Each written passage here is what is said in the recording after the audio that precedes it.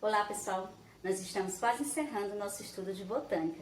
Hoje nós vamos conhecer o grupo com maior diversidade de plantas, que são as angiospermas. Essas angiospermas, elas são plantas que possuem sementes protegidas pelo fruto e é o grupo com maior quantidade, tem mais de 250 mil espécies catalogadas. Elas possuem um conjunto de raiz, caules, folhas, flores e frutos. Inclusive, essas flores e frutos é a novidade evolutiva aí desse grupo. Inicialmente, nós vamos estudar as raízes, as folhas e os caules. As angiospermas, elas apresentam uma diversidade de raízes, vários tipos de raiz. Entre esses tipos de raiz, nós vamos ter as pivotantes, as fasciculadas, as tuberosas, as tubulares, as pneumáticas e as sugadoras. São essa variedade de raízes que elas possuem.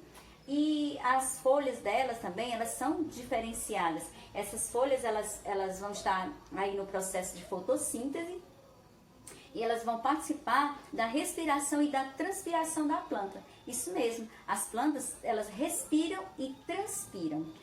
E os caules também dessas plantas, eles podem ser de vários tipos. Eles podem ser aéreos, eles podem ser também lenhosos, como os troncos das árvores. Eles podem ter hastes. Essas hastes são nas herbáceas que elas vão acontecer. Ela também pode ser, esses caules também eles podem ser o tipo estipe, que a gente pode observar nas palmeiras.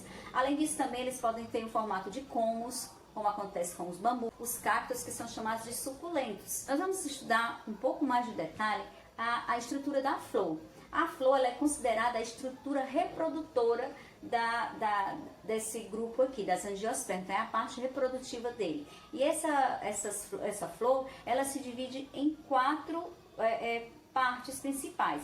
As flores, elas são formadas por folhas modificadas. Essas folhas modificadas, elas são especializadas e elas são compostas de 4 tipos e estruturas. Esses tipos são as sépalas, as pétalas, os estames e o carpelo, certo? Cada uma dessas estruturas vai formar aí a flor.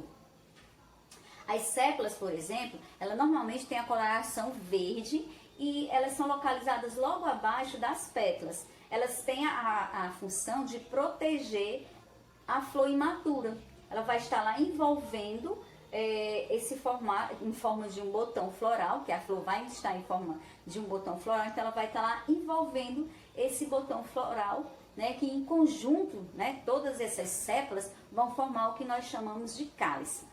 Além das sépalas, nós temos também as pétalas, que vai ser a porção colorida, aquela parte que nós observamos numa flor, dizendo, ai, que flor linda, que flor bela.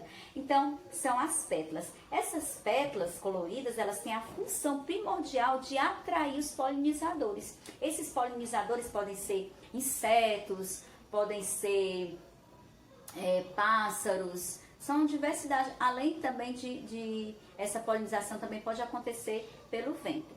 E essas pétalas, elas em conjunto vão formar o que nós chamamos de corola. A outra parte dessa flor é o que nós chamamos de estame. Esse estame é a estrutura masculina, certo? A estrutura masculina da flor. Ela vai apresentar uma porção alongada. Essa porção alongada é o filete. Esse filete é uma porção terminal da antera, que são essas estruturas reprodutoras aí da planta. A antera ela vai apresentar 4 sacos polínicos. Esses 4 sacos polínicos, eles são chamados de microsporângios. Esses microsporângios são as estruturas onde vai dar origem aí à nova planta, que são produzidos os grãos de pólen. Em conjunto, esse estame vai formar a estrutura que nós chamamos de androceu, que é a parte reprodutora masculina da planta. É o androceu, anota aí, hein? Não esquece de anotar. E a última estrutura é o carpelo. Esse carpelo é a estrutura feminina da flor. Esse carpelo ele é formado pelo estigma e ovário. O estigma é o local onde ele vai receber o grão de pólen. E no ovário nós vamos encontrar os ovócitos. Cada óvulo ele contém megasporângio ou macrosporângio. Esses macrosporângios, uma flor ela pode ter mais de um carpelo, certo? E eles são separados ou eles também podem ser fundidos. Quando essas estruturas, quando elas estão fundidas, vão formar o que nós chamamos de pistilo. E esse conjunto desse carpelo, com todas essas estruturas, elas vão formar o gineceu. A angiosperma, ela possui também o fruto. Esses frutos, eles são exclusivos das angiospermas. É a porção carnosa, suculenta, muito deliciosa aí das angiospermas, e nós nos deliciamos muito dela, né? Então, essa estrutura, esse fruto, ele vai ser o resultado da fecundação do ovário aí dessas plantas. E a função principal do fruto, gente, é a propagação da espécie e a proteção da semente, que é o que vai dar origem aí à nova planta.